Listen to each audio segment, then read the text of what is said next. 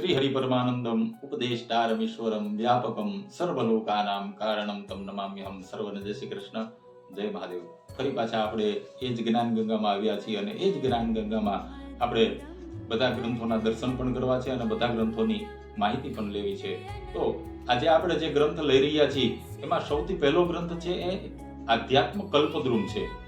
એ ગ્રંથ શ્રી મુનિસુંદર સુરીકૃત આ ગ્રંથ છે અને શ્રી જૈન ધર્મ પ્રચારક સભા ભાવનગરથી પ્રસ્તુત થયેલો આ ગ્રંથ છે. આ ગ્રંથ 1923માં પ્રસ્તુત થયેલ છે, જેને આજે 102 વર્ષ પૂર્ણ થયા છે. જે ગ્રંથમાં માંગલિક શાંતરસ, ચાર ભાવનાનું સંક્ષિપ્ત સ્વરૂપ, ઇન્દ્રિયોના સુખ અને બીજી બાજુ ક્ષમતાના સુખ, પોતાના ખરા શત્રુ અને મિત્ર કોણ, મરણ પણ વિચારણા, મમત્વનું વાસ્તવિક સ્વરૂપ, અંતિમ રહસ્ય અને શરીરને પાપથી પોષવું નહીં, આવી 512 જાતની અલગ અલગ માહિતી આપણને આ ગ્રંથમાંથી પ્રાપ્ત થાય છે. ત્યારબાદ બીજા ગ્રંથના આપણે દર્શન કરી રહ્યા છીએ, એ છે આચાર્ય રામચંદ્ર શુક્લ ગ્રંથાવલી.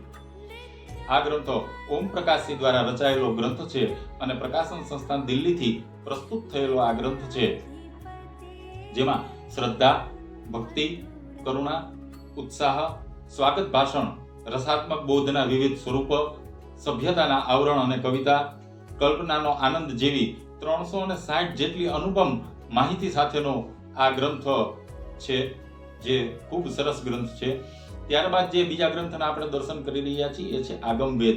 ડોક્ટર કમલેશ ઝા દ્વારા રચાયેલો આ ગ્રંથ છે અને વારાણસીથી પ્રસ્તુત થયેલ આ ગ્રંથ છે, જેમાં શાંભવી યોગ વિદ્યા, ભગવતી પ્રતિબિંબ, પછી બંધન મોક્ષથી ક્રીડા, આગમ પ્રભેદ, મોક્ષ સાધના, જગત કારણ શિવ, આવી ખૂબ જ સુંદર માહિતી 236 જેટલી અદ્ભુત માહિતી આપણને આ ગ્રંથમાંથી પ્રાપ્ત થાય છે. ત્યારબાદ આપણે જે બીજા ગ્રંથની ચર્ચા કરી રહ્યા છીએ એ છે અથઃ સપ્તશતી ગ્રંથ પ્રારંભ.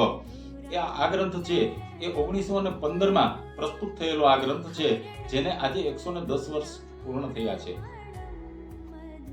એ પૂજ્ય શ્યામપ્રસન્ન દેવજી દ્વારા રચાયેલો આ ગ્રંથ છે અને જયપુરથી પ્રસ્તુત થયેલ આ ગ્રંથ છે. આમાં જીવાત્માના કાર્ય ક્યાં છે, જીવની ઉત્પત્તિનું કારણ શું, જીવનની મુક્તિનું કારણ, જીવાત્મા કહેવાનું કારણ, પ્રકૃતિ એટલે શું, મોહનું કારણ, ગુણાતીત બ્રહ્મ, આવા અનેક પ્રશ્નના જવાબ આપણને આ ગ્રંથમાંથી પ્રાપ્ત થઈ જાય છે. ત્યારબાદ આપણે જે બીજો ગ્રંથના દર્શન કરી રહ્યા છીએ એ છે શ્રી ભાષ્યમ. એ ગ્રંથ શ્રી રામાનુજ દ્વારા રચાયેલો આ ગ્રંથ છે અને પુણે પતન વિદ્યાપીઠથી, પુણે યુનિવર્સિટીથી પ્રસ્તુત થયેલો આ ગ્રંથ છે. એ ગ્રંથ પણ 1959માં પ્રસ્તુત થયેલો છે, જેને 66 વર્ષ આજે આ ગ્રંથને પૂર્ણ થયા છે. ત્યારબાદ આપણે જે બીજા ગ્રંથના દર્શન કરી રહ્યા છીએ એ છે સિદ્ધાંત કલ્પવલ્લી. શ્રી સદાશિવેન્દ્ર સર દ્વારા રચાયેલો આ ગ્રંથ છે અને કેસરવલ્લિયા વ્યાખ્યા સહિતનો આ ગ્રંથ છે. આ ગ્રંથ પણ 1910માં પ્રસ્તુત થયેલ છે. આજે આ ગ્રંથને 115 વર્ષ પૂર્ણ થઈ રહ્યા છે. અદ્ભુત આ ગ્રંથની રચના છે એ છે સિદ્ધાંત કલ્પવલ્લી. ત્યારબાદ જે બીજા ગ્રંથના આપણે દર્શન કરી રહ્યા છીએ એ છે વ્યાકરણ સિદ્ધાંત કૌમુદી. ભટ્ટોજી દીક્ષિત દ્વારા રચાયેલો આ ગ્રંથ છે અને નિર્ણય સાગર પ્રેસ મુંબઈથી પ્રસ્તુત થયેલો આ ગ્રંથ છે અને સંસ્કૃત શીખવા માટે અને સમજવા માટેનો આ ઉત્તમ ગ્રંથ છે. 1910માં આ ગ્રંથ પ્રસ્તુત થયેલો છે. એને આજે 115 વર્ષ પૂર્ણ થયા છે. એ છે વ્યાકરણ સિદ્ધાંત કૌમુદી. ત્યારબાદ આપણે બીજા ગ્રંથના દર્શન કરવા છે એ છે શ્રી વિદ્યા નિત્યાર્જન સર્પયા પદ્ધતિ. પંડિત હરિઓમ શુક્લ દ્વારા રચાયેલો આ ગ્રંથ છે અને શ્રી વિદ્યા રાજરાજેશ્વરી લલિતાંબા ટ્રસ્ટ, નાનારાવ ઘાટ, કાનપુરથી પ્રસ્તુત થયેલો આ ગ્રંથ છે. આમાં રશ્મિમાલા મંત્ર, તંત્ર, રાજોક્ત નિત્યા કવચ, શ્રી વિદ્યા સર્પયા પદ્ધતિ, ત્રૈલોક્ય મોહન ચક્ર, સર્વ સંશોભન ચક્ર, સર્વ સૌભાગ્યદાયક ચક્ર, આયુધ અર્ચનમ, આવી શ્રી વિશેની ખૂબ સારી માહિતી આપણને આ ગ્રંથમાંથી પ્રાપ્ત થાય છે.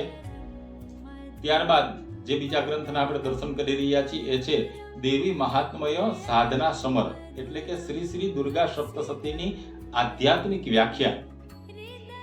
શ્રી બ્રહ્મર્ષિ સત્યદેવજી દ્વારા રચાયેલો આ ગ્રંથ છે અને પૂર્વાંચલ કલકત્તાથી પ્રસ્તુત થયેલો આ ગ્રંથ છે, જેમાં દેવી સૂક્તની વ્યાખ્યા, ઋગ્વેદીય દેવી સૂક્તની વ્યાખ્યા, અર્ગલા સ્તોત્રની વ્યાખ્યા, કિલક સ્તોત્રની વ્યાખ્યા, દેવી કવચની વ્યાખ્યા અને શ્રી દુર્ગા સપ્તશતી સંપૂર્ણ આધ્યાત્મિક વ્યાખ્યા વાળો આ ગ્રંથ છે. એ છે દુર્ગા સપ્તશતીની આધ્યાત્મિક વ્યાખ્યા. ત્યારબાદ આપણે જે બીજા ગ્રંથના દર્શન કરવા છે એ છે શક્તિપીઠ દર્શન. ગીતા પ્રેસ ગોરખપુરથી પ્રસ્તુત થયેલો આ ગ્રંથ છે.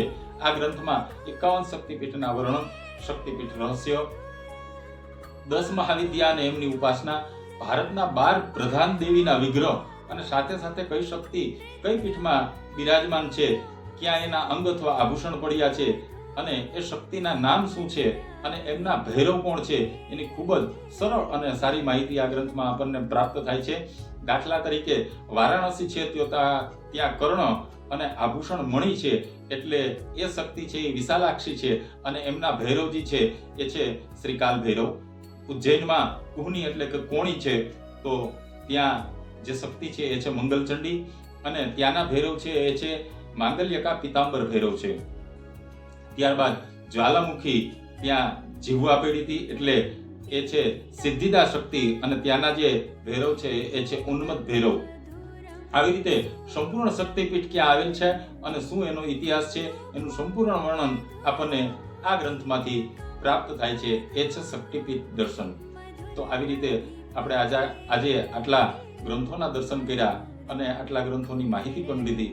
તો હવે પછી આગળ બીજા ગ્રંથોના પણ દર્શન કરશું અને બીજા ગ્રંથોની પણ માહિતી લેશું. ત્યાં સુધી સર્વને જય શ્રી કૃષ્ણ, જય મહાદેવ.